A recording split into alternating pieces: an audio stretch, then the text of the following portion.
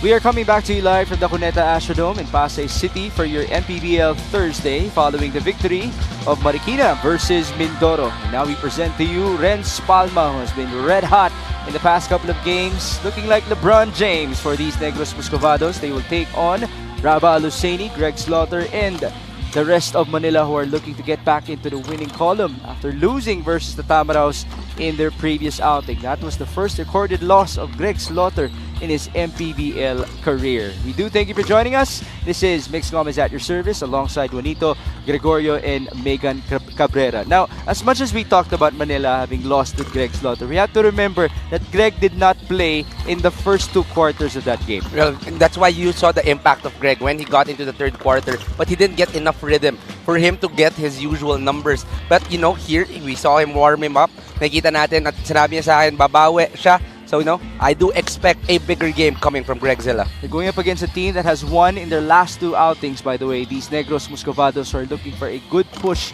in that South Division playoff picture. But now we're going to talk about the previous games of our two teams at hand. As we know, Manila is looking to bounce back, but Negros, they're looking for their third straight win. This follows their victory versus Bulacan.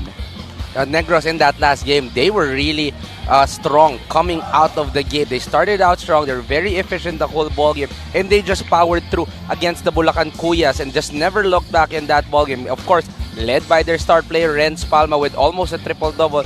They were able to play everything to its finest. They were able to score a very efficient 50%, 11 threes made, rebounding plus 14, and fast break points. That is where they really powered through, plus 14 in that aspect. A lot of things have been different for Coach Bonnie Garcia and company ever since our June window. They have won 6 games and only lost twice ever since June. So let's see if that momentum can carry over to their game versus Manila, as now we talk about that previous matchup of Manila versus the Mindoro Tamaraws. It happened in Caloocan. Well, that game, that was really a surprise game because Mindoro was able to slay the Giants of Manila. Manila in that game was actually in control for most of the ball game, but in the end, Mindoro just found the right pieces and the right place for them to be able to go out with a victory.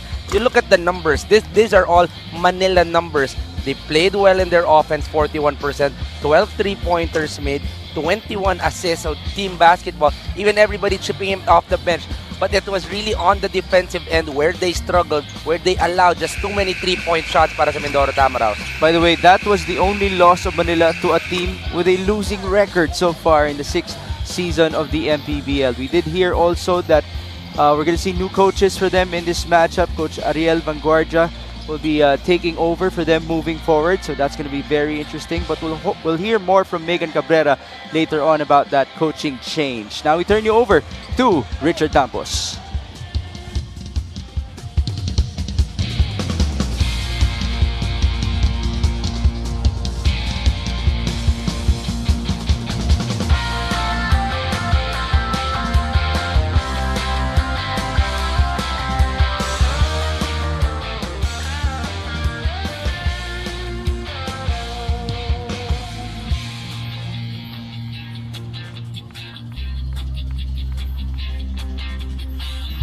A very good evening and welcome to the second game. It's Negros versus Manila.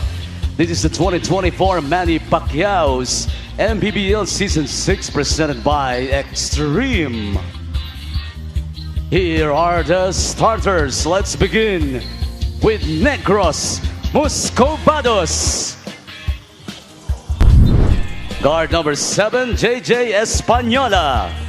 Forward number 18, Ryan Reyes. Also at forward number 19, Alvin Capobres. Playing center number 22, Sam Peralta. Two guard number 77, Renz Palma. The head coach is Bonnie Garcia. Assistant coaches, Juan Miguel Martin, JM Lagumin, and Arbel Cabaling.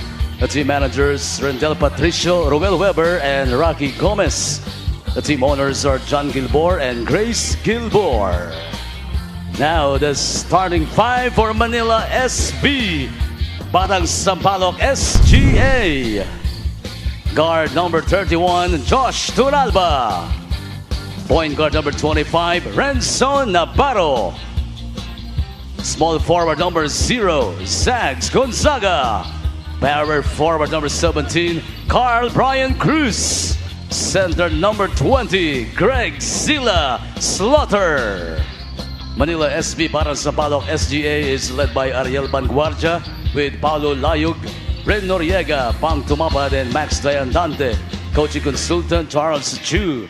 Team managers Neil Arce and Ado Salazar.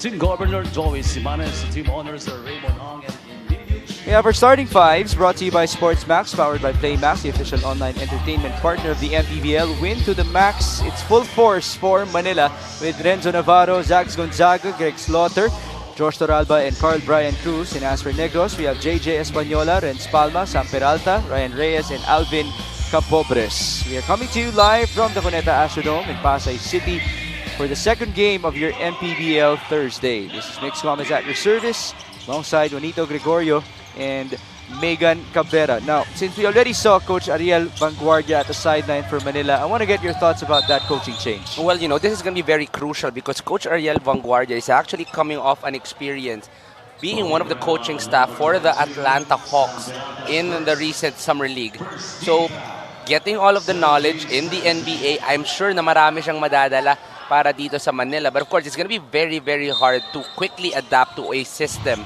which especially we are entering the playoffs already in a few games. So, very interesting. I was a fan of the coaches of Manila before this, but let's see what they have in hand here, itong bagong coaches ng Manila SB. By the way, that should mean that Coach Ariel Vanguardia was able to get in touch with the recent #1 pick, Zachary Risache. Oh, yes, he did. He was part of the coaching staff of that Summer League. That's going to be an interesting conversation moving forward. I'm going to have to look for this guy at halftime. But now we focus on our first quarter action. Sam Peralta gives it up to Renz Palma, who shoots and misses. Palma, by the way, almost had a triple-double in the previous game. You know, that hair color seems to be lucky for him so far. There's the feed. Nice pass onto Peralta. No bounce, though. Renz Palma really more comfortable with his role dito sa Negros Muscovados. A lot more time on the ball, and he is the one really facilitating for all of his teammates. The two teams are still scoreless. CBC will fire. No good. Rebound to Zags. Able to save it. Josh Toralba. Short on his three. Rebound now to Ryan Reyes. Palma will have to tie his shoe. Laces. And it's a miss on the other end for Española. Takbo sa kabila. Palma still trying to tie his shoe. Zags back to Navarro. CBC will slow down. A quick-paced ball game, but no one has been able to get a shot in to start our first 2 minutes of the game. It's Navarro. Misfiring. Almost 2 minutes gone by. Española going to Ryan Reyes to pull up. And yet another miss. Quick-paced, yet still 0 out of 6 to start the ball game for both of these teams. Josh Toralba setting up the play. Working with his two bigs, CBC and Greg Slaughter. Gonzaga 8 on the shot clock. There's a takedown. Was the foul on Peralta? Yes. Gonna be on Peralta. That's gonna be the biggest challenge para dito sa Negros. Usually Greg Slaughter comes off the bench para dito sa Manila. But now, as he is starting this ball game and Negros having undersized, actually everybody's undersized compared to Greg Slaughter, he'll really have a hard time in limiting the ball touches para dito kay Greg. Peralta and Reyes are trying so hard to deny him. It almost worked. CBC. Zags for 3. In and out. Manila could not control the leather. Zags has to be ready each and every time he gets open. There are at least 2 or 3 guys trying to defend Greg Slaughter up top. So someone is bound to get open, especially on that 3-point line. Zags did admit to me that basketball is freer to him in terms of defenses getting farther, especially if you compare it to his 2019 stint, where he had to do a lot of playmaking alongside Aaron Black for Quezon City. As now, Renz Palma is able to convert. Looks like Renz Palma's rhythm from the last game madadala pa rin niya dito sa ball game na to. Palma made 3 threes versus Bulacan, totaling 22 points. He was 1 rebound away from a triple-double. Zags, same look, different result. And finally, something for Zags going. You see the offense of Manila right here. They're trying to set up Greg as early as possible in the offense. And when Negros tries to close down, someone is bound to get open. Zags is already 1 out of 3 here in the game. Now it's a miss by Española. Forward to Zags. Gonzaga with an opening. Gonzaga unable to score. Recovery for CBC. Good activity by CBC to try and go for that offensive rebound. A quick pace going inside of Manila here to start the game. It's good to see CBC get off to a good start. After all, he hasn't scored in double figures in the last 4 outings with Greg Slaughter on the floor. The last time that he was able to reach at least 10 points was that game versus Davao, the game in which Greg didn't even play at. This is Gonzaga, bounce pass to Greg Slaughter. Greg just took his time. No good. And the fans are loving it, by the way. There's a lot of Greg Slaughter fans. When he got into the venue, lahat talaga sumigaw, Slaughter! Slaughter! Gusto sana magpa-picture, but Greg was just too focused on the ball game. At ngayon, isisigaw naman natin ang pangalan ni Megan Cabrera for this report.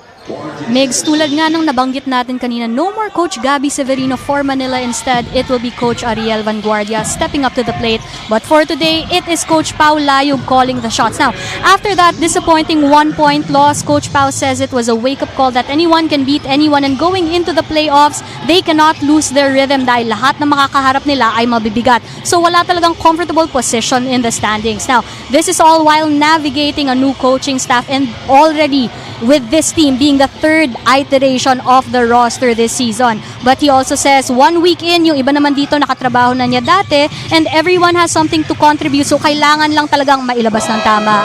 Mix and Coach Juanito. Well, again, that was the only loss of Manila to a team with a losing record. To the Mindoro Tamaraws in their previous outing, they have certainly woken up in this game. 9-3 is the tally. So it's a 9-0 run for them. Yes, that's right. And it looks like the offense of Manila is now working on their side.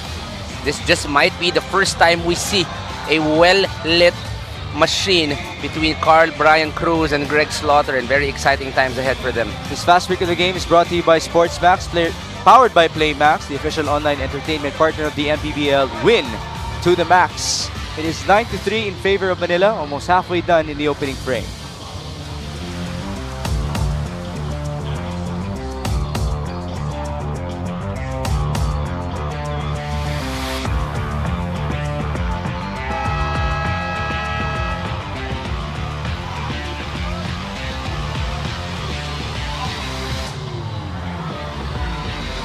Presenting our fan of the game, brought to you by JP Skin. It's actually 3 of them, looking beautiful at the sideline.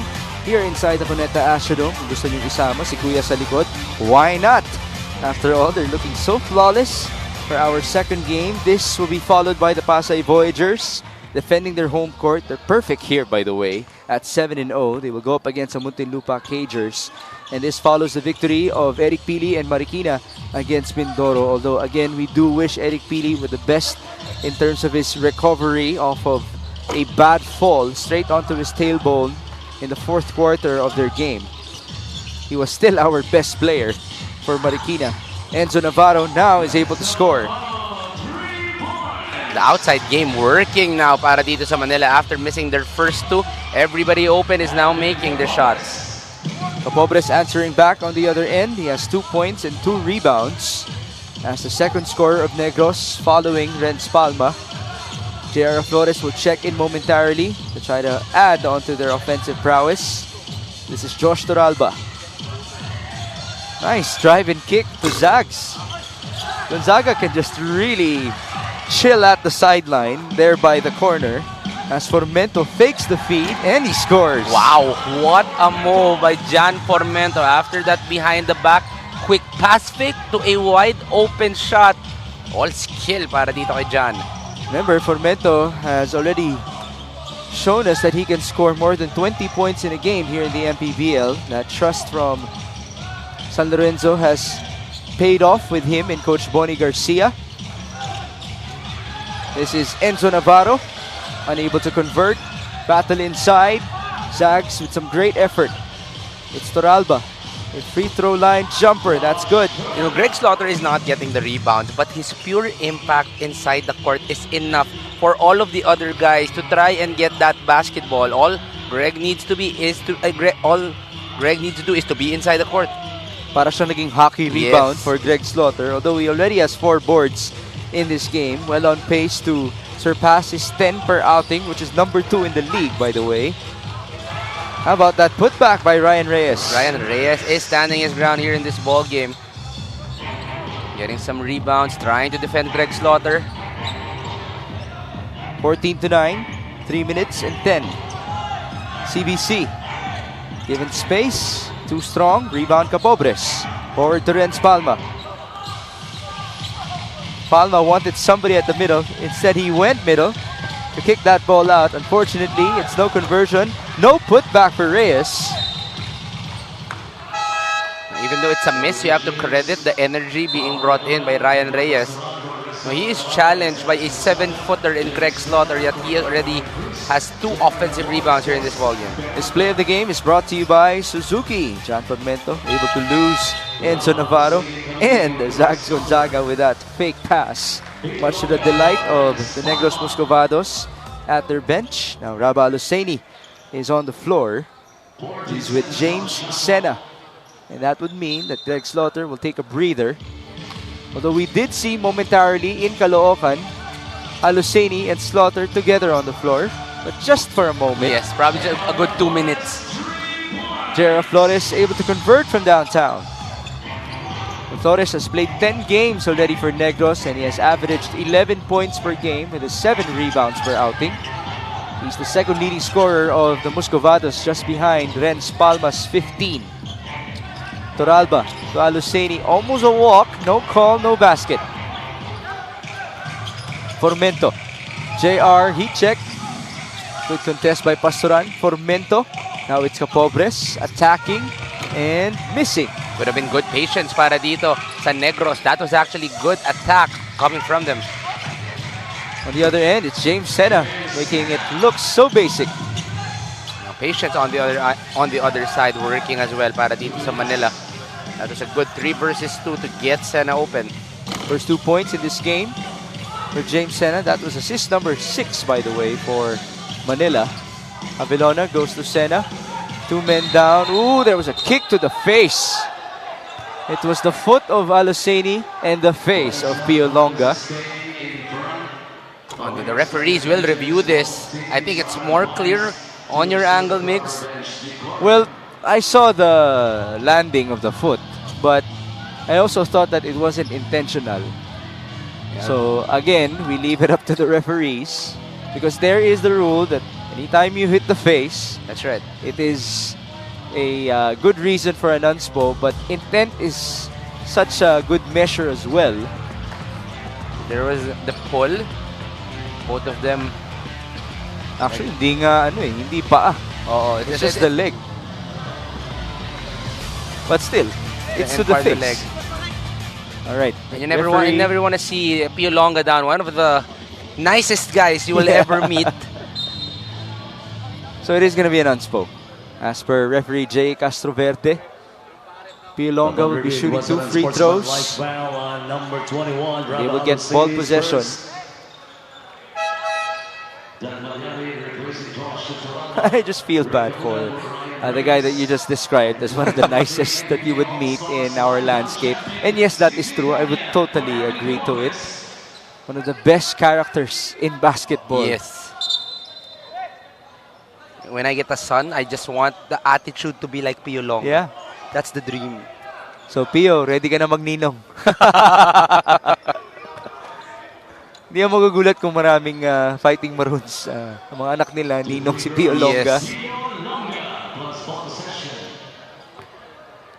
Here's the first free throw. It's good. To the guy who a couple of seasons back was just watching at the sideline. And yet here he is now in the MPBL. Pio, by the way, might I say, he looks like he's getting thinner and thinner. Yes. He is working on it. He is getting into running a lot. So I do watch his stories. When he is not training with Negros, he is trying to go out for a run. Let's go to a bit of a stalker mode here. So, sige, describe mo sa amin yung running ni Pio Longa. Sa umaga, sa hapon, sa gabi, may kasama ba siya? Nagmamarathon ba siya? There's no consistent time when he runs. We just post that he runs. Everybody's getting into running these days. At parang ganun din si Pio Longa. He joined some club. He does running on his own. So there's a club. Iba-iba eh. Sometimes he just posts him after a run. So, pinapost niya ba yung mileage niya rin? I think there's one time he posted like 5.2 kilometers. Basic lang sa kanya yun. Dalawang UP oval lang yun. Extra lang talaga. Extra lang for Pio Longa. But his main focus really is with Negros. Every time I talk to him, talagang iba yung focus. Especially now that they are in the running for the playoffs. They're one game behind 500 at 11 and 12. The Flores tried so hard to deny Aluseni that they will be called for a foul. How hard is it to defend the interior offense of Manila? If you don't have Greg Slaughter, you have Raba Aluseni, you have James Sena, and even CBC is a threat from that inside. It's just so hard with all the talent they have. There you go. Same option. Aluseni was able to score. Unfortunately, he flexed to the wrong direction. Aluseni has to be careful. You don't want to be called for... Oh no, he got called for an unspo already. He already has one unspo. He's done. Yeah, that's it for Raba. An unspo and a technical foul. He's trying to fight for his case that he was just celebrating. But you can only do it towards your team. Again, he's done. And as you can see, Raba's reaction.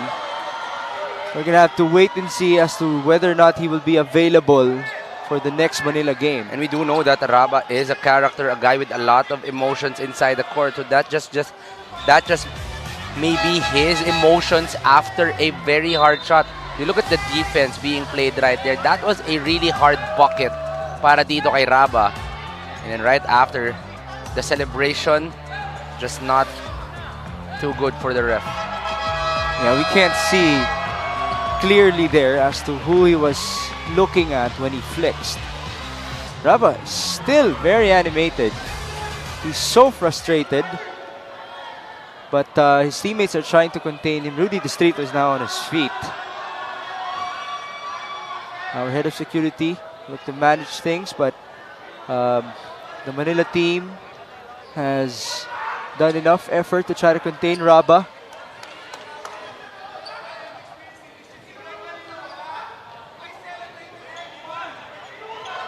Raba's fighting that it's only a celebration. He's saying, I celebrated. He wants an explanation to his face.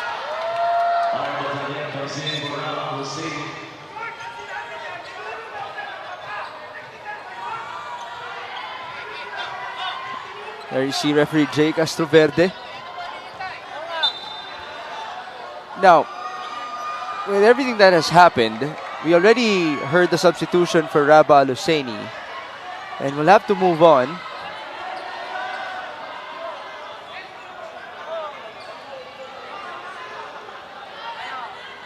I see the frustration of Raba Aluseni here. I hope Zags is okay. He got hit by the airboard that was kicked by Rabah Husseini. Okay, Zags is good to go. You don't want to lose 2 players just with that sequence. You're just talking about the interior offense nitong Manila. The loss of Rabah will be a hit. They have been playing whole season long that high-low play, going either to Rabah or Greg Slaughter to try and really maximize on the height advantage. So now Greg will be playing more of that inside. This will be the technical free throw missed by John Formento. There's Zags Gonzaga. Okay lang po siya kahit natamaan siya ng A-board. Siya yung nagulat, nadali ng emosyon. So, Zags has been a teammate of Rabah since college, so he does know that Rabah is very emotional during these times. There you see Coach Ariel Vanguardia. Again, moving forward, he will be the head coach of Manila, but he will take a back seat first. Para siyang assistant sa game na to. 18-15 is the tally. Negros has possession with 1:12 remaining in the first quarter. By the way, it's Ira Batalier who replaced Al Husseini. Let's see if he can step up. It's a golden opportunity for him after all.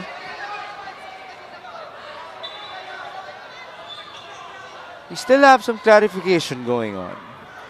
So let's let the referees make sure that everything is smooth before we move forward. Even our table officials and our referees.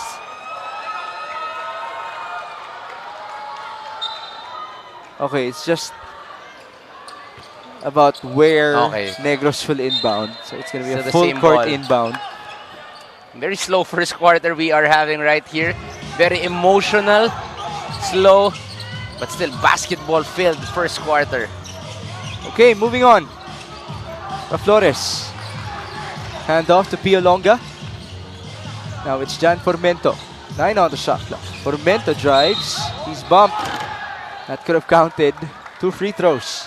When you look at Jan Formento, you're not going to think of his speed. You know his skill, you know his shooting. But this guy is also very quick, especially going to the right. Very underrated explosiveness nito ni Jan Formento. I'll be honest, and this should be a compliment to Jan. When I first saw him, I thought he wasn't yet in perfect shape. Yes. But it seems like he's comfortable to be like this here in the MPBL. 8.5 points per game, 82% free throw shooting for him. He had his career game in Parañaque. He just wasn't able to get best player of the game honors because John Gabriel played spectacularly in that matchup versus Rizal. That was the 37-point game of Alvin Alday. 18-17. Ira Batalier. Now it's Dan Malyari, more known for his defense with Manila. Jimboy Pastoran onto James Sena, turning around and scoring. Good offense being played by Manila. All 5 guys getting a touch of that basketball, some weave action, some post action. Eventually, Sena with the best shot available. Now there's a foul called on Paulo Havilona. That means free throws again for Jan Formento. A lot of fouls galing dito sa Manila here in this first quarter, giving free opportunities for Negros as we see that fadeaway by James Sena. That was really good for James, and we might see more of him with Rabah Husseini's absence moving forward. Formento converts on his first gimme. This is to trim the lead down to 1. Unable to do so. He hasn't done so well with his free throws, by the way. Especially after we just showed this percentage of 83%. James Sena. Well, he just had to exploit that mismatch against Formento. Too long, too strong. He saw that Jan Formento was defending him, just asked for the ball, going strong on the post. 2 seconds, Formento leans in. Almost made it. And so we wrap up the first quarter with a 4-point advantage for Manila. Manila starting out the game strong. Greg Slaughter was one of the reasons why they were able to stretch out the floor. Zags with the 3. All the other guys also chipping in for the 3. But Negros eventually also with a mini run to try and keep this game close. Although the shooting wasn't too smooth for the Muscovados, near 25%, they were still able to find some ways here and there. Free throw shooting was big for them. 7 out of 9 in total. Jan Formento stepping up, coming off the bench for JJ Española. James Sen, how about him coming off the bench with 2 shots near the elbow. 4 points for him. And it's a 4-point advantage for Batang Sampaloc. This first quarter score is brought to you by GameX. GameX, of course, the official online basketball lending partner of the MPBL. Basta ending, GameX.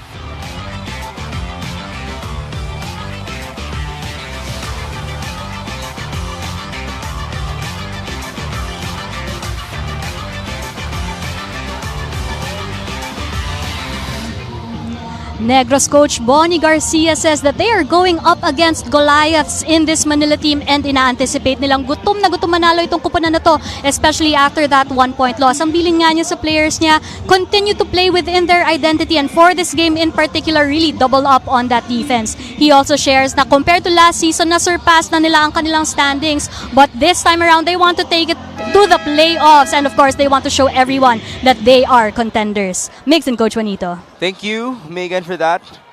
One other thing for Negros is the fact that they don't get to host as much. Yes. And, you know, if you continue building on with a squad that would win more and more, then that would give us more reason to travel back to Bacolod City where they last hosted in USLS. Kung saan po nanggagaling si Pio Longa, by the way.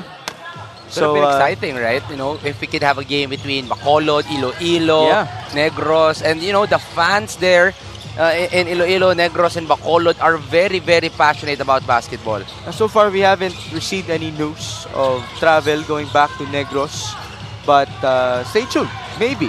Especially if Negros continues to win. If not this year, maybe next year.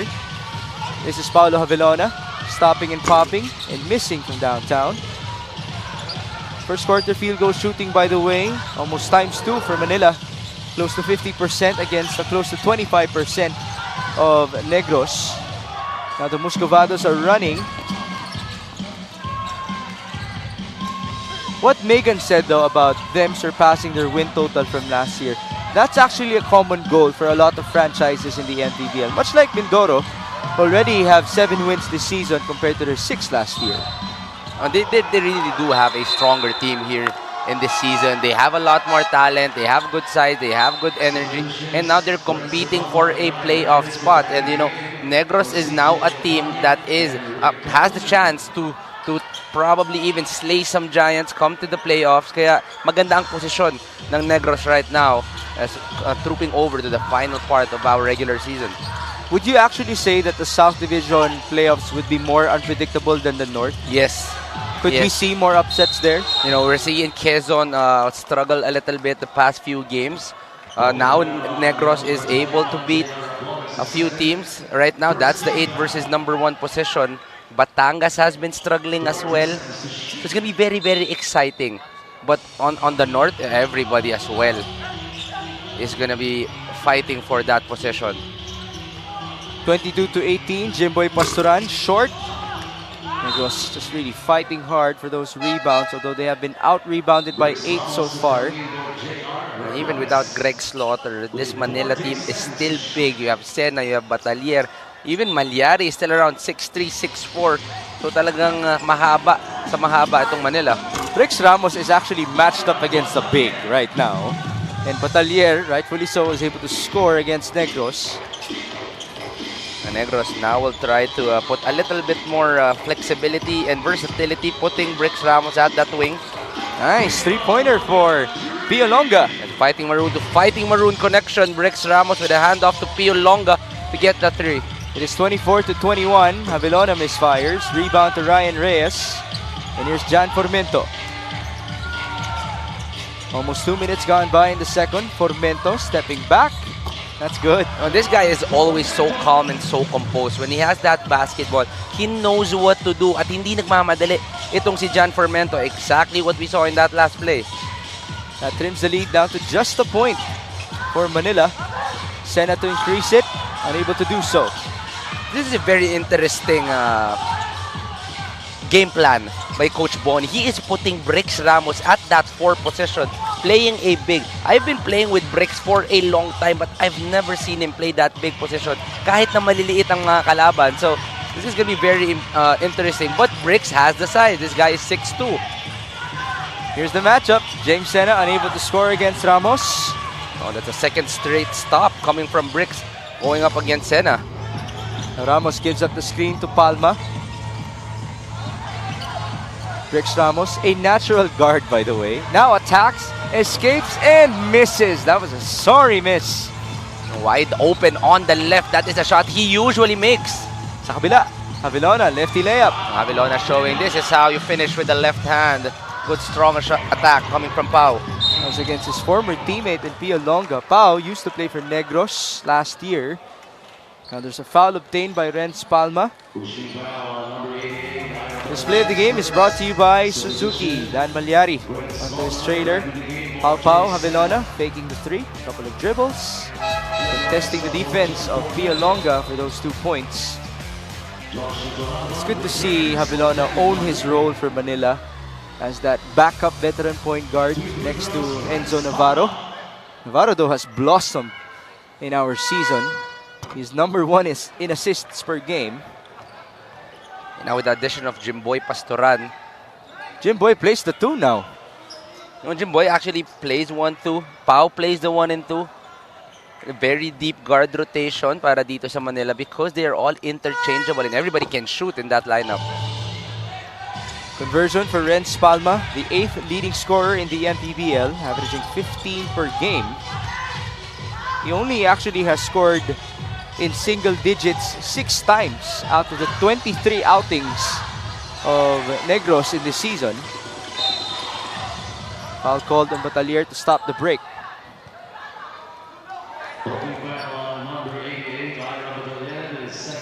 It's gonna be on Ira Batalier, the former UST Growling Tiger. Janamon now checks in. He will play the 2 position. Actually, he's interchangeable with Josh Toralba. And Pastoran now slides as the 1. Palma misfired. Rebound to Jimboy. It was slower in the past few possessions for both teams. It's Janamon faking, shooting, and scoring. Welcome back to Pasay, Janamon. That's why he has a lot of fans. I did forget that he played for Pasay for a long time, but when he got into the venue, there were a lot of people really shouting his name here. There was a big 3 back in the day. Ivan Ludovice, Shaq Alanis, and Jan Hamon for the Pasay Voyagers. But that was back in Season 2. The Datu Cup of the MPBL. Renz Palma wasn't even here back then. Very pagmamahal para dito kay Jan Hamon dito sa Pasay. And nandito pa rin because the fans are still cheering every time he gets that basketball. His 3-point shot is brought to you by Extreme One-Stop Shop Appliances. Jan Hamon, who has looked so happy playing for Manila this year. The average is 5 points per game. Can he go to 6? Yes. Already above his averages on his first minute inside the court. Jan Hamon, 2 wide open threes right away. So that's half of the total threes of Manila out of 15 tries. It's 3 out of 8 for Negros. This is 1 point shy of the biggest lead in this matchup. At the stop for the purple shirts. Behind the back for Pastoran. Jimboy feeds. There's a foul before that layup by Toralba. That was a hard hit on Jimboy. Jimboy seems to be a little shaken up here, holding on to that rib area. Let's see this 3-pointer first by Jan Hamon. Abang-abang lang talaga. And he plays that role perfectly para sa Manila. It's the role played by Zags Gonzaga at the starting 5. Now Pastoran is still shaken up. Able to stand up. Jimboy Pastoran, by the way, in the last 2 games of Manila has averaged in double figures. To be exact, it's 12 points per game on 60% shooting. And I'm loving this Jimboy Pastoran because I did not really see a lot of scoring from him coming from CSB. He was more of a playmaker, facilitator with a threat. But now, lumalabas na talaga yung talento ni Jimboy Pastoran in terms of scoring that basketball. Pastoran now sits down. Balik dito si Enzo Navarro. the main man, the driver of the offense of Manila. Navarro being defended by Formento. Now they go to big Greg Slaughter. Backing down. Kick out. CBC wide open. It's too easy. No, all eyes are going to be on Greg Slaughter. 2 guys, 3 guys, willing to help, willing to double. For the shooters of Manila, you always have to be ready when Greg Slaughter is inside the court. And again, CBC would gladly take this style of play as a traveling violation is called on Ryan Reyes. Carl Brian Cruz has seen a dip in terms of his minutes, his rebounding. Yung rebounding niya, nangalahati. Yes. Yung minutes niya, nabawasan ng 5, papuntang 6. But at least nabawasan din yung pasahe na nakuha niya day in and day out. You know, I remember to start the season, he was averaging well above 17 points a ball game, was getting around 6 to 7 rebounds. But with the addition of Greg, it's just too long, too strong. CBC was number 5 in the MVP race before Greg Slaughter arrived. And now Slaughter, with his averages of 16 points and 10 rebounds per outing, I'm not going to be surprised that he's going to be a part of that MVP race. Slaughter, by the way, is the most fouled guy in the MPBL, averaging 6 fouls obtained. And the good thing is, he shoots at a good rate from the free throw line at 81%. That's number 4 in the MPBL among volume free throw shooters. 5 points, 4 rebounds already here in the ball game. Itong si Greg Slaughter, but it doesn't tell the whole story. The impact of Greg has been huge for them to have this 14-point lead. By the way, we're gonna have our All-Star Day coming soon. This September, watch out and wait for our further announcements. But if you would think about it by tradition, North versus South, it's a big possibility that Greg Slaughter will team up with Balti Baltazar. I have not thought of that. Yeah. I have not thought of that. And that makes everything more exciting. Cuatro mo si Balti, and then your center would be Greg. Think of the whole picture. Will Macaloni is in the North Division. Macaloni's there, so you put Balti can be the 3. Balti at the 3, Macaloni at the 4. Again, I'm just thinking through tradition. Yun po yung nagiging ruling natin for the past couple of seasons. 1 All-Star from each team, North versus South. But for the official list this season, we'll wait and see. We'll also wait and see about this challenge for Coach Bonnie Garcia.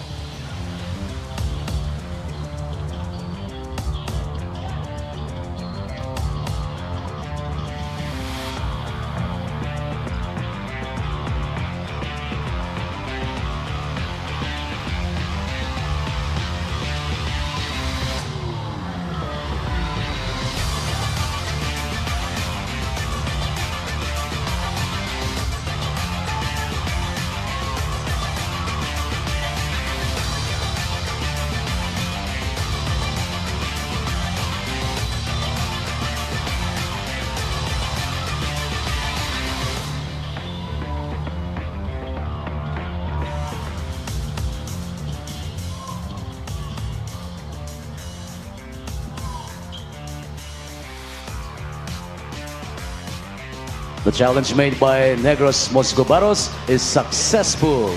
There was no foul.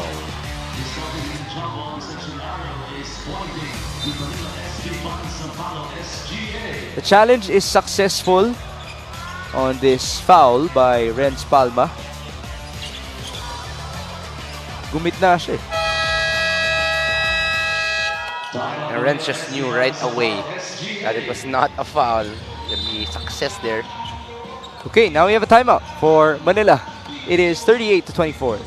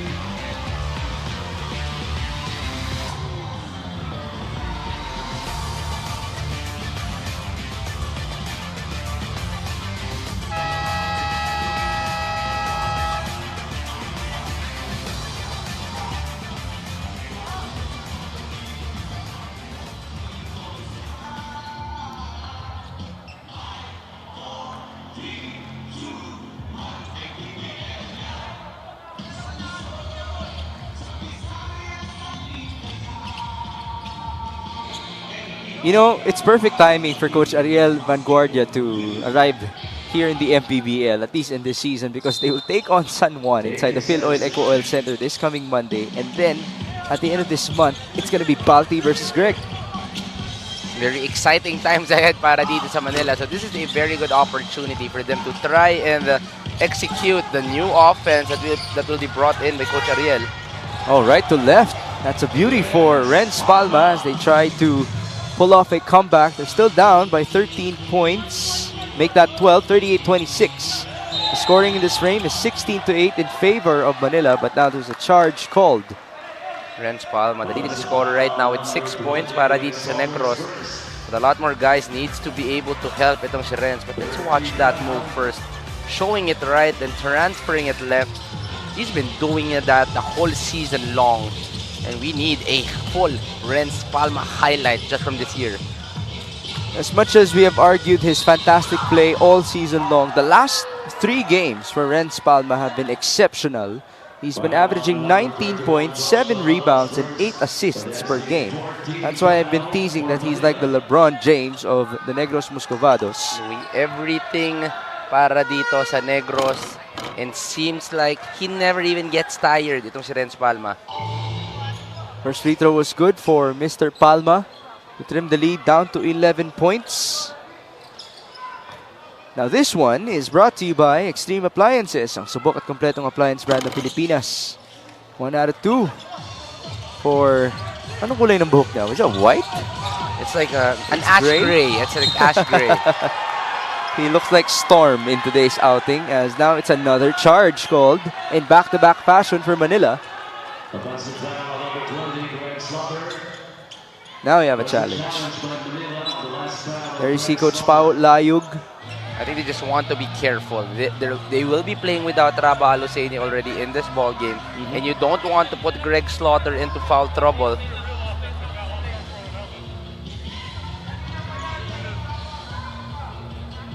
Greg Slaughter is actually trying to explain himself right now to our VIPs.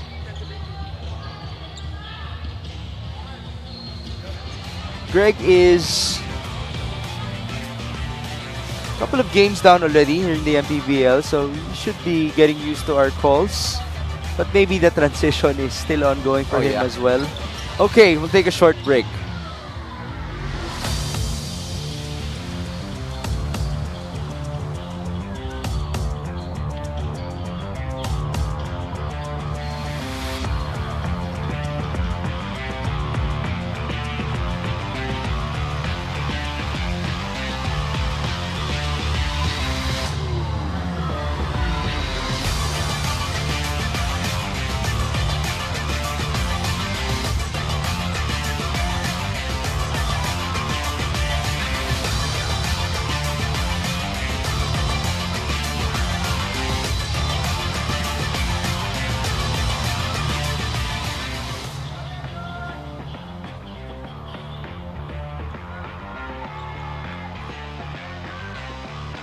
The challenge made by Manila is unsuccessful.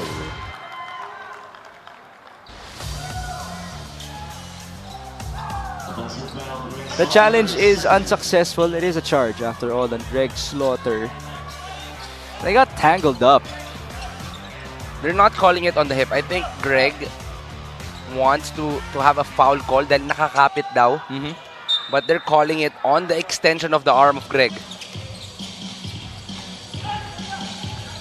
38-27. Under 3 minutes and 20 before halftime.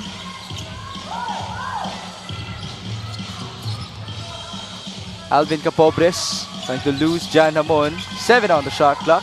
Alvin spins. No good. Ryan Reyes blocked by CBC. Oh, Ryan Reyes really doing his part here in the ball game. That is already rebound number 9 para dito kay Ryan Reyes here in this ball game. How many total rebounds does Negros have? 14. So that's 2/3 coming from Ryan Reyes as CBC just scored off of that dime by Greg Slaughter. Formento now pulls up. There's no fear on that man. And you know, he's playing old school basketball. the statisticians would always say low percentage shot yung mid-range, but you know, John Formento still says it is an art and already has 4 points off that mid-range bucket. Is there actually an argument that, you know, it could kind of counter the mindset of defensive players nowadays, as Greg Slaughter just scored inside? Because, you know, you might get used to defending threes and layups na, kumbaga, yung pagkasanay mo sa pagbabantay ng mid-range, medyo nawawala. It's a thing. It's a thing. Hindi na talaga siya masyado na it's not part of a lot of systems anymore, that mid-range shot. That's why it is already taken out of the mindset of defenders. But if you're a player like John Formento and you see the opportunity to shoot those jumpers, that can be very crucial moving forward in games. First, let's take a look at this move by Greg Slaughter, just muscling his way through. Looking like Godzilla once again in the MPBL. We've seen the graphic of the inside scoring in this matchup. It's currently being dominated by Manila, as expected, 18-8. Now James Sena is called for a foul. It's free throws for John Formento.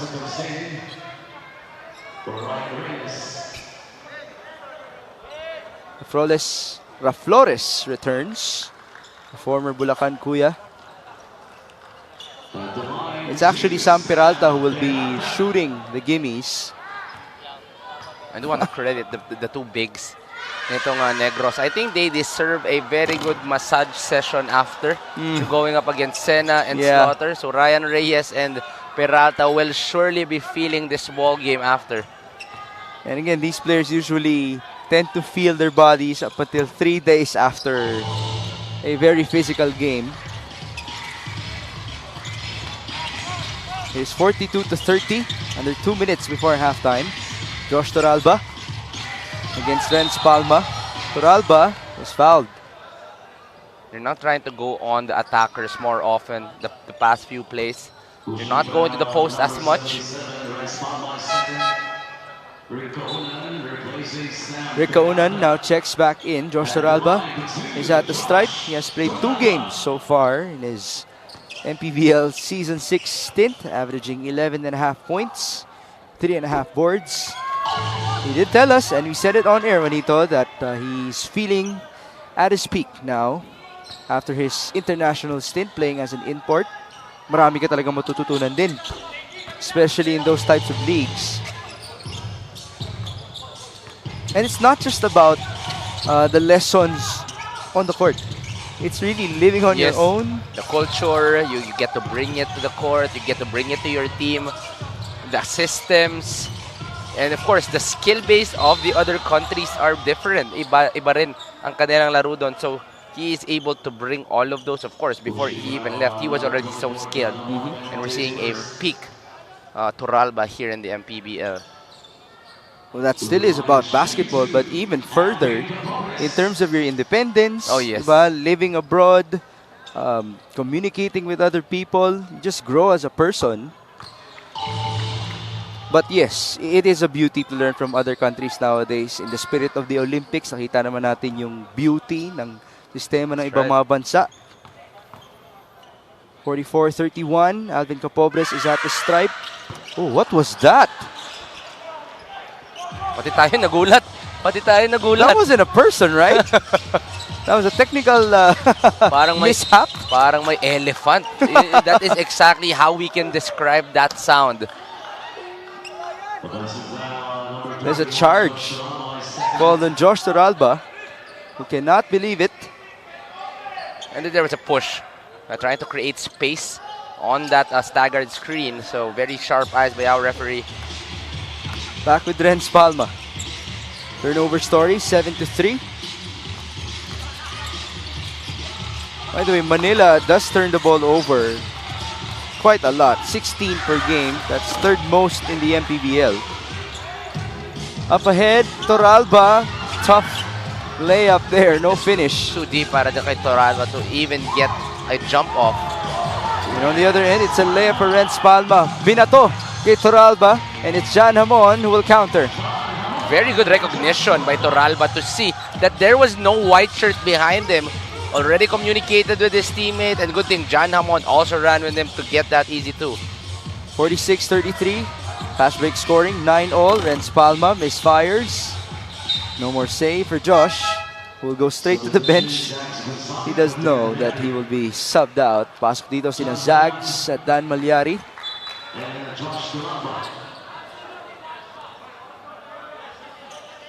A very high scoring first half para dito sa Manila. Exactly the opposite of how they played against Mindoro, where they were able to only score 77 points the whole ball game. We do know that Manila is one of the deepest offensive teams. So when their offense is not working, that is a problem for the Manila SV. But so far here, it's been a good ball game in terms of their offense. They only scored 31 points at halftime versus Mindoro. It's a plus 15 for them. And they also allowed 37 points for the Tamaraws. So this is a plus 4 for them in terms of their defense. 9 seconds to go. Navarro, drive and feed. It's Malyari.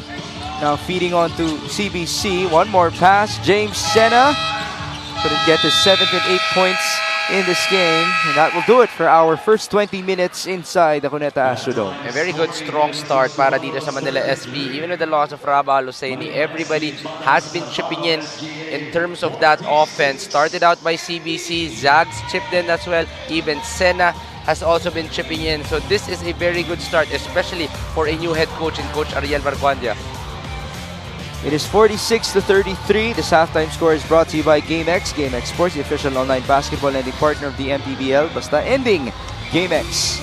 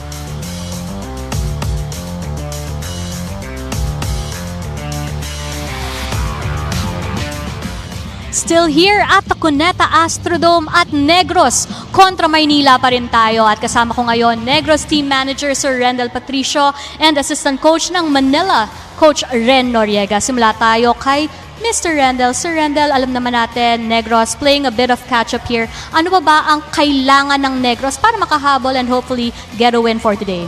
Well, number one, we really have to focus on our defense, especially on stopping their big man, especially Slaughter. Also, their outside shooting, I think we really have to double time on it. Hopefully, yung adjustment namin on second half, mas magawa pa namin ng maayos. At syempre, alam naman natin, maraming sumusuporta sa inyo. So ito na rin yung pagkakataon na mabati sila at ma-acknowledge sila. Yes.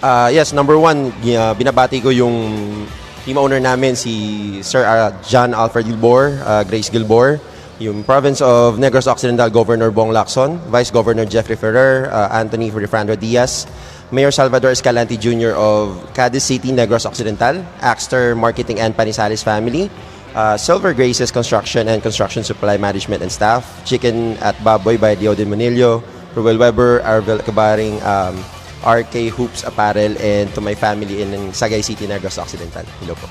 Thank you so much. Punta naman tayo sa dako ng Maynila, Assistant Coach Ren tayo. Coach Ren, even being down a player, you have been dominant, dictating the game. Paano nyo itong ipagpapatuloy sa second half?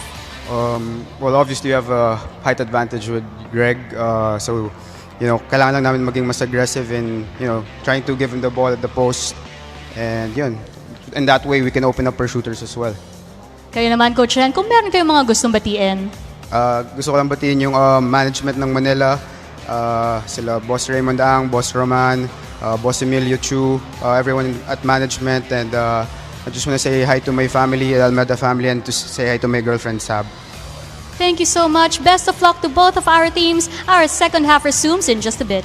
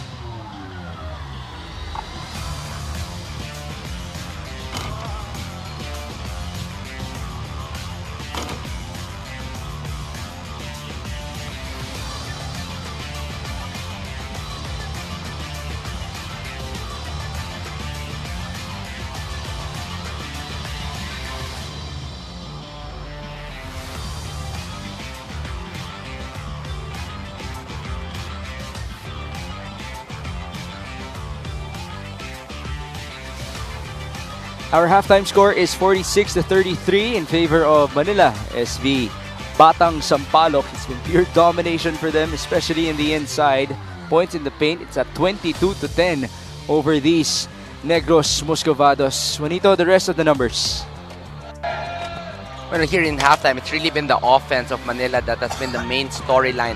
19 out of 38 in that first half, of course, being led by their three-pointers, 5 out of 17, going back to their usual system, inside and outside. Sena, Al-Hosseini, and also Greg Zilla has been able to dominate that inside, but eventually someone is bound to get open, and that they've made 5 threes out of that. Of course, also controlling the rebounding, plus 12 para dito sa Manila, and of course, inside points, plus 12 as well para dito sa Manila SV. Everything going the side of Manila. It's always a challenge when you're going up against the bigs of Manila. Greg Slaughter is present, CBC, James Sena adding into the tally, even Ira Batalier. Ryan Reyes did tell me that Greg Slaughter is the toughest cover that he's ever had in his MPBL career so far, but sometime soon he will be facing Balti Baltazar, so good luck to him and the rest of his squad. John Formento leads the way in scoring for Negros with 10. Renz Palma has 9.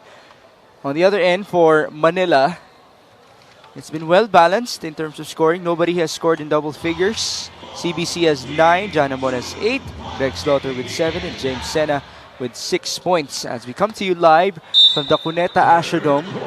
Although biniro tayo ni Renz Palma at halftime na parang wala sila sa Cuneta Astrodome. Para silang nasa Manila Spa because of the massages that they've been getting from these big men of Manila. Greg Slaughter sealing inside. Good help by Espanola. The ball almost went back to our floor director, Tick Boy. Kinabahan Tick, na you naman. gotta watch what's happening on the court so you Kinabahan can na be naman. ready. Baka maging balanse na. Our floor director already has a bruise on the right side of his face. Mukhang gusto paglagay sa kaliwa. Back with Manila. Enzo Navarro onto Josh Saralva, CBC, Greg Slaughter. Help provided, cross court to Zags. Gonzaga for 3, that's good. Very interesting matchup. Zags versus JJ Espanola. 2 spot-up lefties, but JJ not able to close out well on Zags there. That's the second three-pointer for Zags in this game.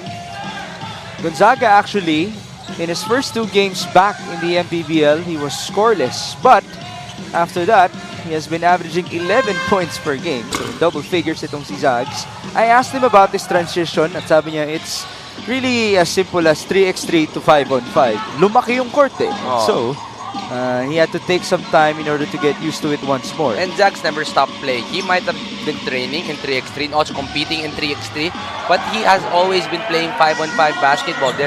There's actually a group in Quezon City where he consistently plays. He plays with Brix Ramos. He plays with JJ Espanola. So these are guys he usually plays with. One guy also who plays often there is Aaron Black. So they do have a very competitive run in Quezon City. So he never got away from playing 5-on-5. Mga Katipunan Yes. products, Ateneo and UP. I do play there from time to time given the opportunity. Pero syempre mascot lang ako pag ganun nakagagaling ang mga kalaro mo. There's the former Atenista, unable to score. The other former Atenista, able to score in Greg Slaughter. Although for Zags, iba pa rin naman kung pick-up game compared to MPBL Yes. basketball. As he's now called for a foul against his pick-up game opponent or teammate in JJ Espanola. You know, if I may share, Zags treats every game so competitive. He never wants to lose. He plays with all his heart out. Wala pong pustahan, but he plays like there is a big money on the line. That's the culture in the way they play pickup basketball there. That's been so worth it for Zags as Greg Slaughter now just blocked Ryan Reyes. It's still no point for them. Manila on the counter. Gonzaga heading on to Josh Toralba who just missed. Takbo sa kabila. Renz Palma onto Espanola. The trailer is Ryan Reyes. Almost traveled there. He's blocked by Slaughter. That's out of bounds. You know, I just love the confidence of Ryan Reyes. He is not scared of Greg Slaughter, either offensively or defensively, still trying to go with his usual shots. But Greg, just too long and too good going for that block. It's in his second block of Greg Slaughter here in the third quarter. Just keep on going, Ryan. As you always say, iron sharpens iron. This is his first season in the MPBL. He just recently graduated. Enzo Navarro, baseline drive, blocked by Española. Recovery for the tallest guy on the court. And that's a really good box out by Ryan Reyes. But Greg Slaughter, all he had to do was put out his arms, get that basketball up top, and get that putback for that easy two. He has 11 points now in this game. It's a 7-0 run for Manila. Ryan Reyes able to score on the other end. Better decision on that dribble drive action by Renz Palma to Ryan Reyes. That trims the lead back down to 18, but with that Gonzaga bucket, we're back to the biggest lead of the SV squad. And you have to credit the point guard in Enzo Navarro for being able to locate the cutting Zags. That is assist number 6 for Renzo Navarro. He averages 7.5 per game, number 1 in the entire MPBL. Gonzaga, well on pace to surpass his season average. So Zags now has 9 points. Puroy Kantimbuhan checks in for the first time. This is the biggest lead in the game for Manila. John Ray Villanueva. Screen by Sam Peralta. Villanueva leading in, too strong. Rebound to Kantimbuhan. Still nothing going para dito kay John Ray here in this game. He actually did not make an appearance in the first half. Off of the turnover, we're back with Renz Palma. He attacks, and then he lost the ball. But apparently, it was off of Manila. You know, watching Renz Palma, it's like playing 2K and never taking your hand out of that R2. Yeah. Always speeding, always sprinting, never getting tired. It'd be interesting to also hear about this regimen. Parang si Kuya Mong Basco lang, baka Yes. gulay at Oo. isda rin na kinakain ni Renz Palma. No, John Fermenta trying to fish for a foul there, but no foul, no call was made. Gonzaga giving it up. Malyari, short on his 3. The two big men of Negros fought for that basketball. 7 on the shot clock, Kantimbuhan. It's Malyari, back at it, 2 seconds. Zags, same angle, same result. And slowly but surely, Zags is getting his rhythm here in this ball game. Already 12 points para kay Tonino Gonzaga here in this game. That's his third 3-pointer out of 6 tries. 4 out of 9 total shooting for Zags Gonzaga, who has now surpassed his season average. Palma, nope. Rebound to Peralta. Kick out for Mento. John Formento faking the feed, and there's the layup. Sorry, missed though. Manila looking to extend its lead. CBC feeds. Malyari is blocked. Good recovery by Capobres there to get that block. That was 3 versus 1, but it's the white shirt that will win that battle. There you see Alvin Capobres. He's been fighting so hard to get back into his season 4 form when he was with Rizal. Greg Slaughter. Kick out. CBC all day. Too strong. Good ball swing, good shot para dito kay CBC. Just would not get that shot in. Capobres spinning his way through. It's basket and 1. No, every time he gets that space and he gets that opportunity, more than likely Alvin Capobres will be going for that hard drive and then eventually for a spin.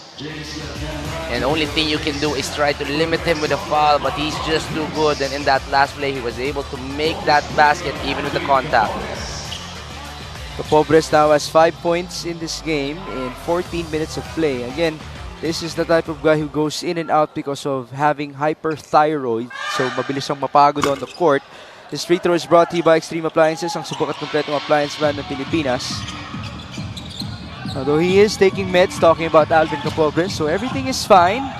Gonzaga shoots, back-to-back threes for Tonino Zags Gonzaga. This guy is a rhythm shooter. When he already feels it, tuloy-tuloy na yan para kay Tonino Gonzaga. And in this quarter, it's all been Zags making the shots, making the assists, making the stops. 15 points for Zags. No response by Longa. Offensive rebound for Negros. They're down by 25 now. Nice pass inside to Sam Peralta. Gotta credit John Formento for making that assist. All patience, eventually someone was bound to get open. On the other end, this is James Tempra, unable to score. On his first appearance, by the way, the former FEU Tamarao.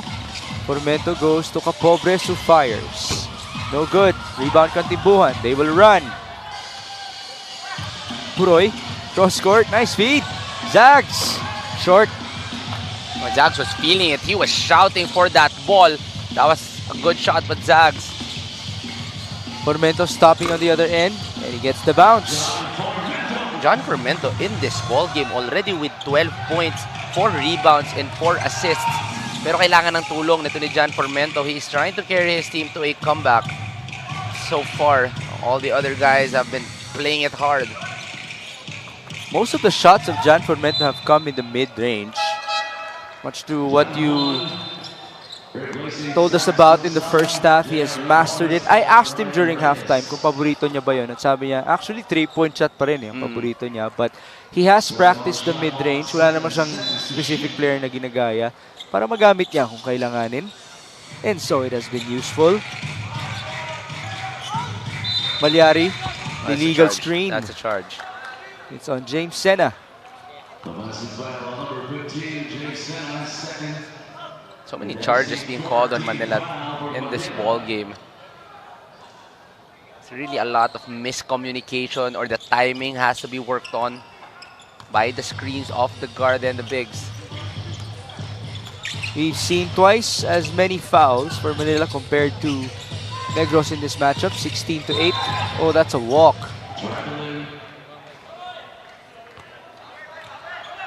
The pivot foot slid for John Formento, the longtime player, Coach Bonnie Garcia. Under 3 minutes in the third. Kantimbuhan saw an opening. Puroy, oh, he loves that. He's going left. Going left, and then most of the time has that long stride before the finish. Once again, Buroy Kantimpuan going with his strength. We have seen a fair share of Pinoy steps from Buroy Kantimpuan in the MPBL. This is Pio Longa feeding. That's stolen away by Manila. They're on the run. Jan Hamon using the screen. Hamon onto the popping Sena. Back to Jan. Oh, nice move. Sorry, miss though for Jan Hamon. It would have been a highlight para dito kay Jan Hamon. There was oohs and ahs from the Pasay crowd. You do know that there is still love para dito kay Jan Hamon here in this venue. Did have a smile on his face going down. Off of another foul by James Sena. We have a timeout for Coach Bonnie Garcia.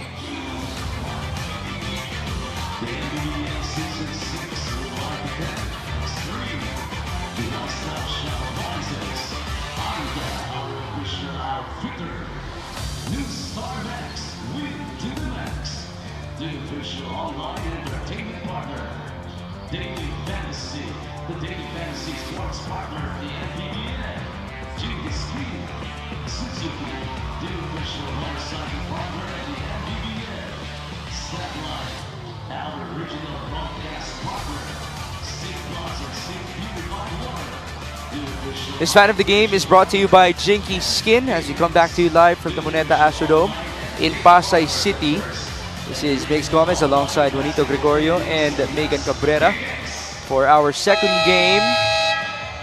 This is Negros versus Manila, to be followed by Pasay versus Muntinlupa. The first matchup featured Mindoro versus Marikina, with the Shoemasters winning. Eric Pili was our best player of the game. Now, J.R. Flores and Alvin Capobres are looking to pull off a comeback against Jan Hamon and the rest of Manila. Let's see the biggest lead. It was 25 just a while ago for the purple shirts. And we have Bill Gayolingo checking in with that patented jersey number 04. This season ko lang nalaman na pwede pala yan sa MPBL. And the reason behind it is the birth date of, alam ko nanay niya yan eh. Birth date ng nanay niya or tatay niya, somebody. Basta birth date yan. At pag nagsulat tayo ng birth date, di ba 04? Yes. Ang April, or di kaya 04 if it's the 4th day of the month. That's it. Nakala ko nung start ng season, I thought it was like a misprint or like someone was wrong for it, but turns out there is a story para dun sa 0-4. Now Giolingo is called for a foul.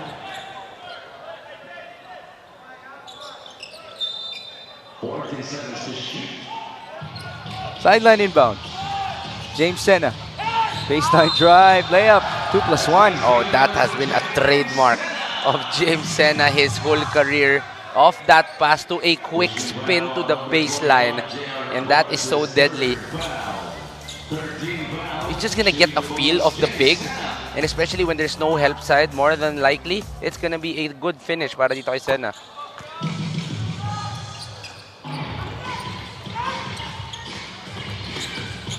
Nine points in this game for James Sena. That's off of 2 layups, 2 elbow jumpers, and 1 free throw. Under 90 seconds in the third. Alvin Capobres backing down. Kick out to Flores. They go to the corner. Giolingo got his defender up in the air, and it's a dime for a bucket, courtesy of Alvin Capobres. Very good drive to the baseline. Eventually, after the help side, someone was dropping over for an open pass. Here's the answer on the other end by Dan Malyari. So many glasses, so many reactions after that nice assist by Manila in that last play. First 2 points, by the way, for Dan Malyari. Oh, Sena now has 4 fouls. And they'll be forcing him to Ira Batalier. They're going to be going a little younger. We're showing to you Jeremy Cruz and James Una. Why? Because James Una actually played a vital role in the practices of Negros this past week. He cannot play anymore because he's an SGL. But, as we know, in the practices, you usually simulate your opponents. James Una was the Greg Slaughter in the practices of the Negros Moscovados. Gusto ko malaman yung feeling niya, yung smile, pag sinabihan ka na, ikaw si Greg Slaughter. Usually it's like that. I for some time, I was one of the scouting teams in UP for probably around 1 or 2 times. And then they're gonna tell you who you're gonna replicate, and it makes you feel so happy. Oh, right. Ako yan. I think for a time I was Ryan Monteclaro because I was small. I needed Monteclaro. For Adamson. Yeah, he for played Adamson. last year, I think. Oh, he did? Yeah, he did. He played last year. Kasi naalala ko, binibiro pa siya ni Nico Salva dito sa gilid. That's a steal by Bill Giolingo and a breakaway layup for him. By the way, in terms of being a practice player, yung meron ka nire-replicate na kalaban, importante yun, ha? Yes. You can actually have a job for a big team by being a practice player. Because you need to be able to really replicate the moves. You cannot be yourself in that moment. You have to be able to do what the opponent does. At syempre, kailangan mo pahirapan talaga, no? Yung original team members, as now Piolonga was able to convert. It is 69-51, 7 seconds to go. Kantimbuhan with the layup. And it looks so easy. 2 seconds. No more shot. And so, Manila continues with its domination. They're up by 18 points now. They even led by as many as 25 at some point. Check that. They just increased the tally. It's now 71-51 as we have our top scorers for Manila, Zags Gonzaga and Greg Slaughter. And the Eagle connection is seen here. Zags with 15, Slaughter with 11. Both of these guys are crucial for them to have this very comfortable lead. These highlights of the game are brought to you by Sip Plus, the official hydration partner of the MPBL. Elevate your hydration. Everybody chipping in here in the third quarter. What we thought they were going to slow down entering this third frame. Everybody was ready to produce, especially this guy, Tonino Gonzaga, leading the pack here in the third quarter. Gonzaga will continue to increase his 11-point average in the past couple of games ever since being scoreless in his first 2 outings, back on 5-on-5 basketball. Our third quarter score is brought to you by GameX. GameX Sports, the official online basketball lending partner of the MPBL. Basta ending, GameX.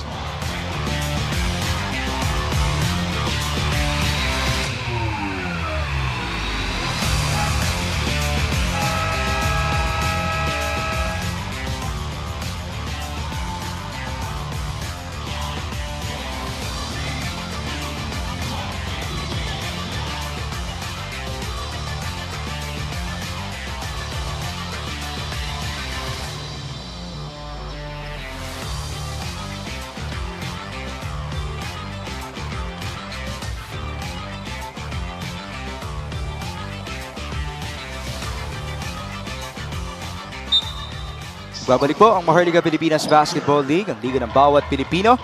We're inside the Cuneta Astrodome in Pasay City for Negros versus Manila before we proceed with the Voyagers taking on the Muntinlupa Cagers. It's a turnover to begin the fourth frame for Negros, and we have our quarter scoring. You can see here, all of the quarters above 20 for Manila. If you want to be able to try and limit Manila to a bad ball game, you have to keep them under 20. But so far, 22, 24, 25, pataas po ng pataas ang Manila SB. And they seem to be not done here in the fourth quarter, still having that same system and the same energy. Third quarter field goal story, 50% for Manila and 7 out of 18 for the Negros Muscovados. Credit a lot of that to, as you mentioned, Zags Gonzaga, who's already in double figures in this matchup. He's been piling it up from downtown. Much to the identity of Manila, by the way, because this SV squad actually is number 2 in the league in three-point shooting percentage at 33%. In this game, they're at 33%. This is a team that will live and die from that outside. Even with the change of the coaching staff still, it's the same game plan, the same focus on getting those threes.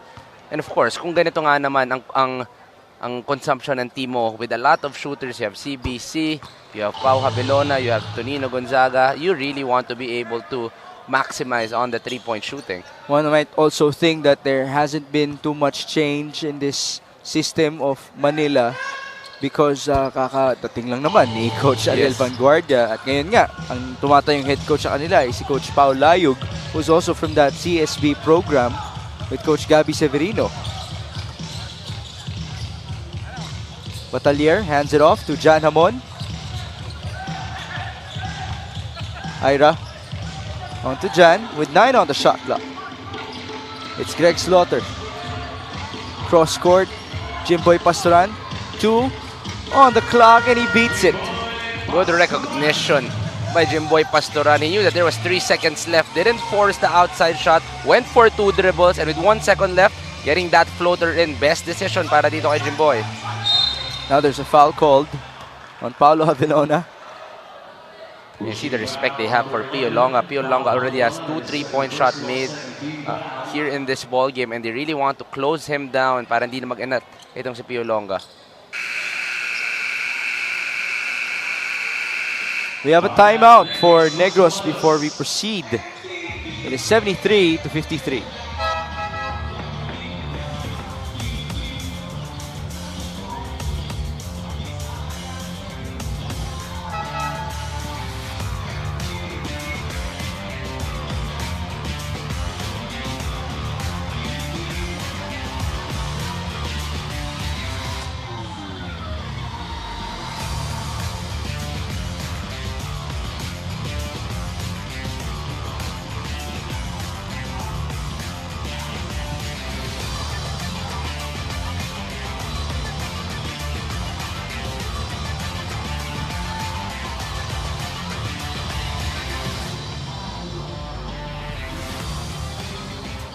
Presenting our Suzuki muscular and sporty fan of the game, just like the Avenus, do more and achieve more with the muscular and sporty scooter from Suzuki.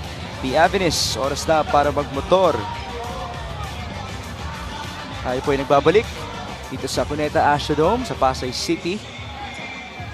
It is Negros versus Manila with a 20-point advantage for Manila SV Batang Sampaloc. They do have a record of 15-6.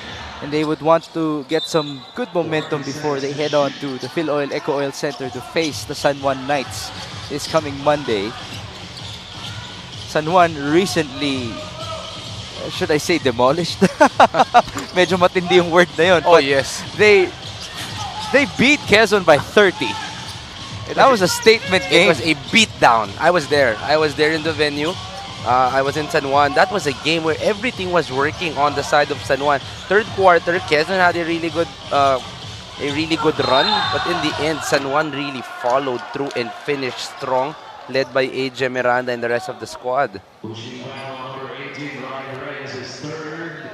Now there's a foul called on Ryan Reyes. It's Ira Batalier's turn to shoot free throws. This free throw is brought to you by Extreme Appliances, ang subok at kumpletong appliance brand ng Pilipinas. There's no more Raba Luceni in this game as he got ejected in the first half. That's why we have been seeing more minutes for this man, Ira Batalier. Unable to convert. We're back with Bill Gayolingo. Oh, did you see that? I saw dribble that. move? I saw that. That was fancy, although he wasn't able to escape. How should we call that, by the way? It's between the legs, but From the back. reverse. Hindi. Ano ba? Behind the back, between the legs, you know?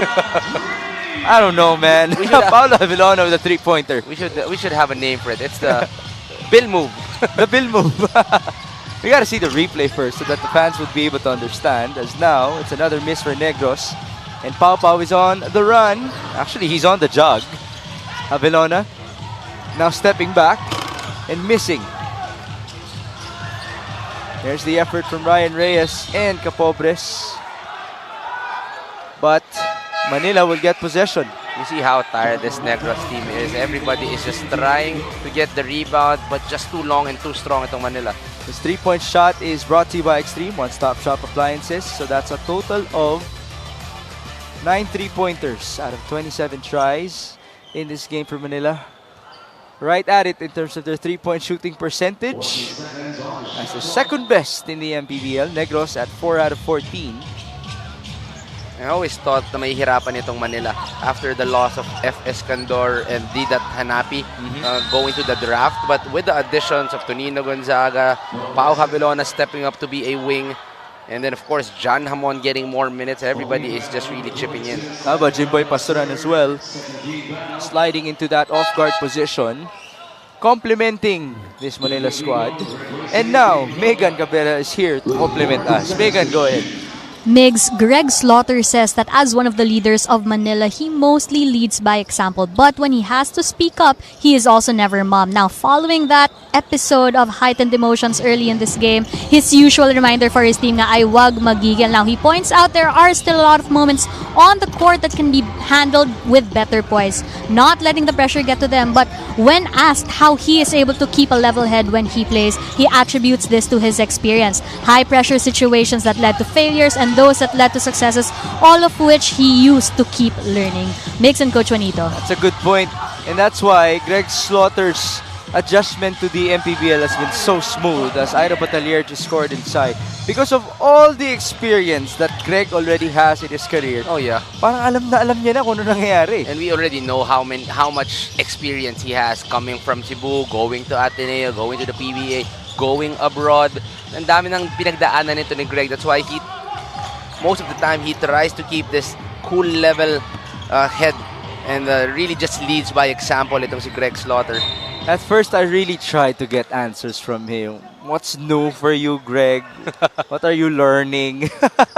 Wala eh, okay na eh. He's fine. And, you know, he's already at the point of his career where he's more concerned about your personal life. I remember the first game I covered on him. I wanted to ask about, are you excited? Mga ganong basketball. And what we talked about was my dad. Yun yung pinag-usapan namin. Oh, how's Coach AG? How's he doing? What's his work? Na-PR ka lang. Oh my God. So wala na akong nasabi sa coverage. But at least I got to know how he was. He's a good dude, by the way. Oh yeah, he is a very good dude. That's a nice man. You know, when he was young, when he was part of Gilas 1, they would always hang out in our house. And we actually have pictures of me and him and my brother playing the PS4. So talagang old school. Talagang batang isip pa rin naman to si Greg Zilla and really wants to just enjoy life. Basketball naman yung nilalaro niya Yes, nun. 2K. Magaling ba siya sa 2K? I can't remember. This is so long ago. This was so long ago. It would have been fun if he's so good in basketball and yet he's not good at 2K. Hindi naman lahat SJ Belangel na magaling sa parehas. Talaga? Alam mo, ibang klase nga ang e-games, e-sports nowadays. The UAP just launched e-games, e-sports That's for the first time in its history. Magkakaroon din kaya MPBL? Kasi I think that should be a possibility. Maybe even try it first with the players itself. Sobrang gamers ng mga to, you know, one side of the players that we don't see every time they're waiting for a game and they feel bored. Akala nyo nakaupo lang yan. Naglalaro ng e-games yan. Yeah. Diyan sa mga stands, even inside the dugout. That is their pre-game to get their mind going into the game. And by the way, the reason why I bring it up in the context of the MPBL, or at least MP, Manny Pacquiao, is because we branched out eh. May junior MPBL na, may volleyball, Yes. ano na nga to, volleyball arm. It's really ang growing. ating founder. It's really growing. Right now, we go back to Manila versus Negros. It is 80-55, under 5 minutes to go. Greg Slaughter giving it back to Jimboy Pastoran. Jimboy, almost a turnover. 8 on the shot clock. Tough pass. Paolo Javelona is playing it slow. Short rebound, Ganya. Forward pass to John Ray. Villanueva will shoot. And he scores. Finally, a basket para dito kay John Ray Villanueva. He's been trying the whole second half. Didn't get to play in the first half. Finally getting a chance, but was not able to really get something going in the third quarter. Greg Slaughter backing down.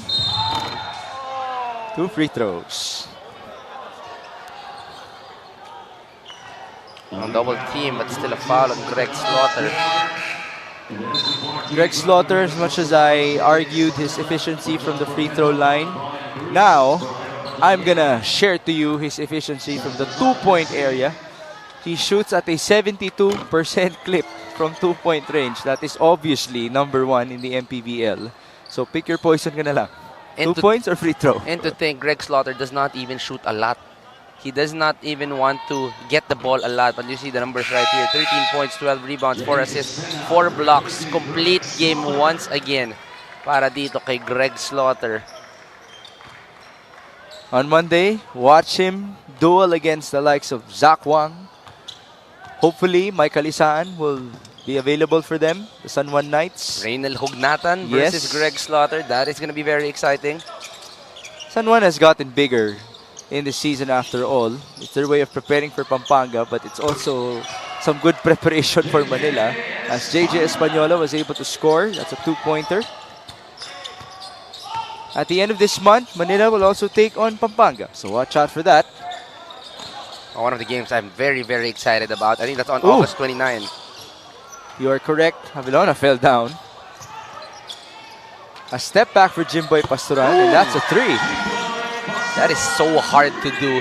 Off the dribble and then a step back. You're off balance, especially Jimboy Pastoran. His shooting motion is going forward and doing it off a step back. Talagang pinaghirapan na ito ni Jimboy Pastoran. A miss on the other end. No putback for CJ Ganya, our reigning dunk contest king.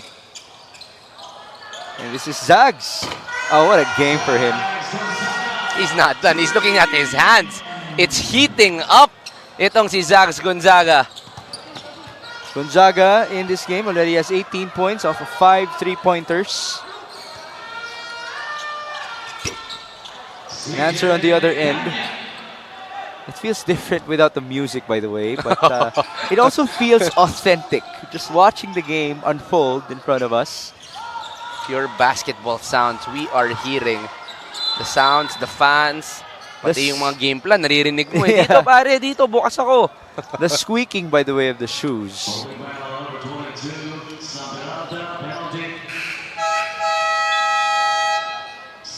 Peralta now fouls out. And I hope you do get your massage, Sam, after this game. Brix Ramos returns. Interesting, I'm seeing all of our run guys inside the court. Brix is there, JJ Española is there, Zags is there. At ako nandito ako sa gilid. Kasama si Migs. I'm gonna be happy here. There's a reason why they're there and Yes, we're here. there is a reason. Okay na ako, masaya na ako dito. I do want to say a shout out to Sabrina, the fiance of JJ Española. She might be watching right now. Were they recently engaged? Just a few months ago, yes. Congratulations, Sabrina. Hindi naman Sabrina Carpenter yan. Hindi naman. Please, please, please. Let's go back into the game. 2 minutes and 12 to go.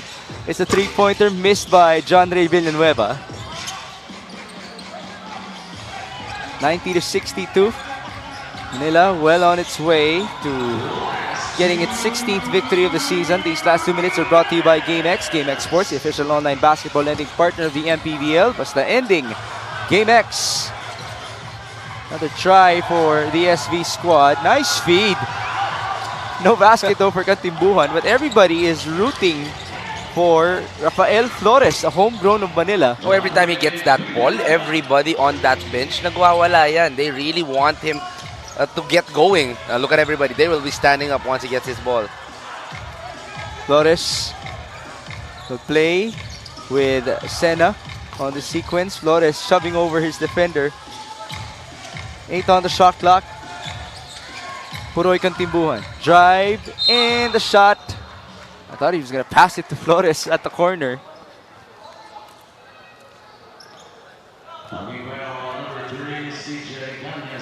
It's going to be on CJ Ganya. 2 free throws for Puroy Kantimbuhan. You know, I asked one of the coaching staff dito sa Manila, parang after the loss of the kids, Didat Hanapi, you know, the young guys, the young blood, do they feel a little slower? Do they feel a little older because of the loss of the younger guys? His answer was simple. Sabi niya, di rin, isip bata din lahat ng mga to. I'm not sure if that's a good answer. But just in training, they do have fun. They have a lot of... Actually, kailangan mo rin talaga. Yes, yes. Because, you know, it was really something I was worried because F was playing terrific in the season. Didat, every time he was inside the court, he would put extra energy. Yeah. So it feels like, are they getting a little older with the loss of the young guns? And seems like definitely not. It's better to put it in English, by the way. Not childish, childlike. Yon. So it's that childlike nature that would keep the team very happy, especially in a long season. You need your funny guys. You need your heart-to-heart guys. You need the leaders. The class everybody clown. involved. The class clown. Yeah. Diba? Kailangan may ganyan ka lagi sa team. CBC called for Zags. And here is Gonzaga. Slipped and... Was that a walk? Nope, there's a foul. No, they really want to create for Zags. They're trying to set him up in the end game.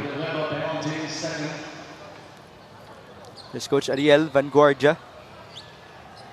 I'm excited for the day that you get to ask your Zachary Risache question. It would not be today. We only get a couple of minutes at halftime. That usually means late pa lumalabas yung coaches eh. So maybe the next game for Coach Ariel.